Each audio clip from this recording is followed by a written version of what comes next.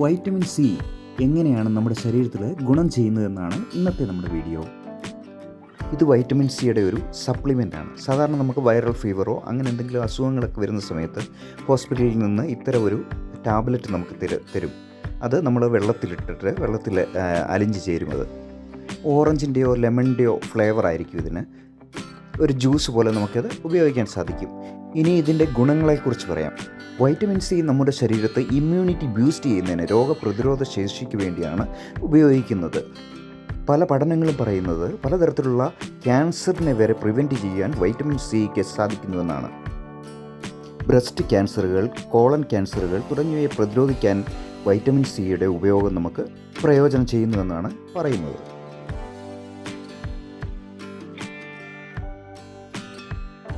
അതുകൂടാതെ തന്നെ പലതരത്തിലുള്ള ഫീവറുകൾ, പലതരത്തിലുള്ള ബാക്ടീരിയകളെയൊക്കെ പ്രതിരോധിക്കാൻ നമ്മുടെ വൈറ്റമിൻ സി കൊണ്ട് ഗുണം ചെയ്യും എന്നാണ് പഠനങ്ങളിൽ രേഖപ്പെടുത്തിയിരിക്കുന്നത്.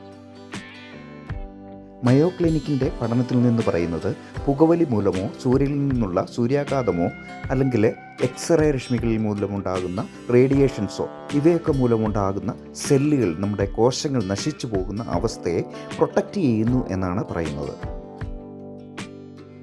നമ്മൾ ചെയ്യേണ്ടത് നമ്മുടെ ശരീരത്ത് വൈറ്റമിൻ സിയുടെ ഡെഫിഷ്യൻസി ഉണ്ടോ എന്ന് കണ്ടെത്തുകയാണ്. കണ്ടെത്തിയതിന് ശേഷം നമ്മൾ ഒരു ഡോക്ടറുടെ നിർദ്ദേശപ്രകാരം നമ്മൾ ഇത്തരത്തിലുള്ള സപ്ലിമെൻറ്റുകൾ യൂസ് ചെയ്യണം.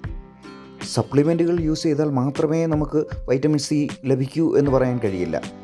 വൈറ്റമിൻ സി റിച്ച് ആയിട്ടുള്ള വളരെയധികം ഫ്രൂട്ട്സുകളുണ്ട്. നമുക്ക് സാധാരണയായി ലഭിക്കുന്ന നെല്ലിക്ക, പേരയ്ക്ക, അതുപോലെ കിവി, നാരങ്ങ, ഓറഞ്ച് ഇവയിൽ നിന്നൊക്കെ നമുക്ക് ധാരാളം വൈറ്റമിൻ സി ലഭിക്കും.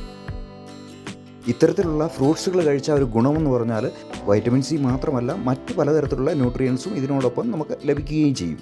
പലതരത്തിലുള്ള ഫ്രൂട്ട്സിൽ നിന്ന് എത്രമാത്രം വൈറ്റമിൻ സി അടങ്ങിയിട്ടുണ്ടെന്ന് നമുക്ക് കാണാം. 100 ഗ്രാം ചെറി കഴിച്ചാൽ 1677 മില്ലിഗ്രാം വൈറ്റമിൻ സി ആണ് നമുക്ക് ലഭിക്കുന്നത്.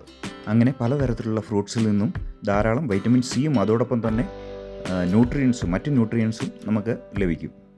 വൈറ്റമിൻ സി നമ്മുടെ ആരോഗ്യത്തിൽ എത്രമാത്രം പ്രയോജനപ്പെടുന്നുവെന്ന് മനസ്സിലായല്ലോ.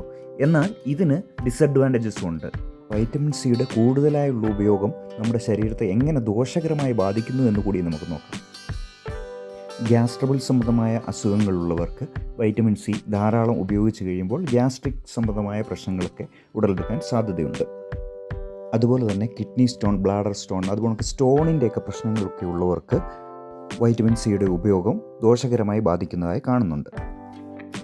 ചില ആളുകളിൽ അലർജിക് സംബന്ധമായ പ്രശ്നങ്ങൾ, ഗൗട്ട് സംബന്ധമായ പ്രശ്നങ്ങളൊക്കെ ഉള്ളവർക്ക് വൈറ്റമിൻ സി കൂടുതലായി ഉപയോഗിക്കുന്നത് ദോഷകരമായി ബാധിക്കാറുണ്ട്.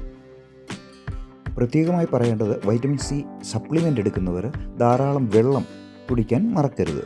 ഡോക്ടറുടെ നിർദ്ദേശപ്രകാരം വൈറ്റമിൻ സിയുടെ സപ്ലിമെൻ്റ് എടുക്കുന്നതായിരിക്കും ഏറ്റവും പ്രയോജനകരം. ഇനി മറ്റൊരു വിഷയവുമായിട്ട് വീണ്ടും വരാം.